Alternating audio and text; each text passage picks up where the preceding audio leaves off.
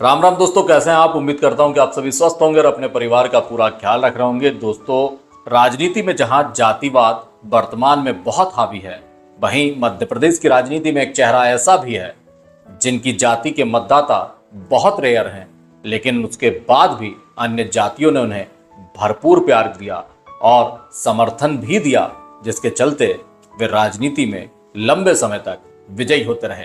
जी हां, मैं बात कर रहा हूं सरताज सिंह जी की, जिनसे आप 3 ऐसी बातें सीख सकते हैं जो कि आपके जीवन में बहुत काम आएगी। हालांकि उनके जीवन से बहुत कुछ सीखा जा सकता है, लेकिन 3 प्रमुख बातें मैं आपको बताना चाहता हूं। और उसमें सबसे पहली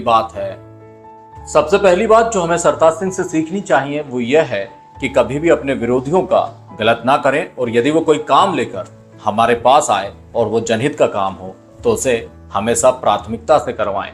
मैंने सरताज सिंह जी को बहुत करीब से देखा है और उनके साथ कुछ समय तक पत्रकारिता भी की है, तो मैंने ये देखा है कि वो कभी भी अपने विरोधियों की बातें अनसुनी नहीं करते थे। हमेशा अपने विरोधियों की बातें भी सुनते थे, अपनी पार्टी के लोगों की भी बातें सुनते थे, और अगर जनहित में विरोधियों की बातें हैं तो वो पार्टी के जो कार्यकर्ता हैं उनकी बातों को अनसुना कर विरोधियों की बातों को मान लिया करते थे, क्योंकि हमेशा सरताज सिंह जनहित में भरोसा करते थे। और ये हमें भी सीखना चाहिए कि यदि जनहित का काम है और यदि हमारे पास हमारा विरोधी भी उस काम को लेकर आता है तो हमें उसे प्राथमिकता से करना चाहिए, जिससे कि हम विरोधी का भी दिल जीत सके।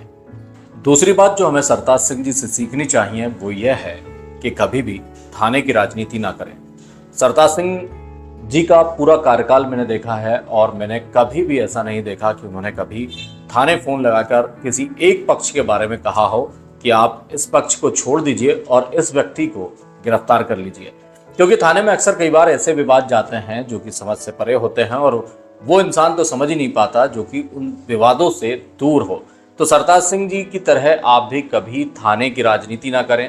थाने में राजनीति करने से समस्या सबसे बड़ी जो होती है वो ये होती है कि 2 पक्ष होते हैं, 2 पक्षों में से एक पक्ष आपसे हमेशा के लिए नाराज हो जाएगा, और जिस पक्ष का आप काम कर दोगे और यदि उन्होंने अगली बार कोई काम बताया और आप नहीं कर पाए तो वो भी नाराज हो जाएगा। मतलब कि दोनों पक्ष आपसे नाराज हो जाएंगे।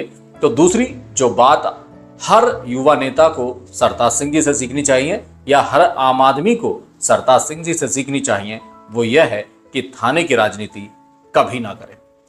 तीसरी और सबसे महत्वपूर्ण बात जो सरताज सिंह जी से आपको सीखनी चाहिए वो यह है कि हमेशा अपने कामों को प्राथमिकता दें।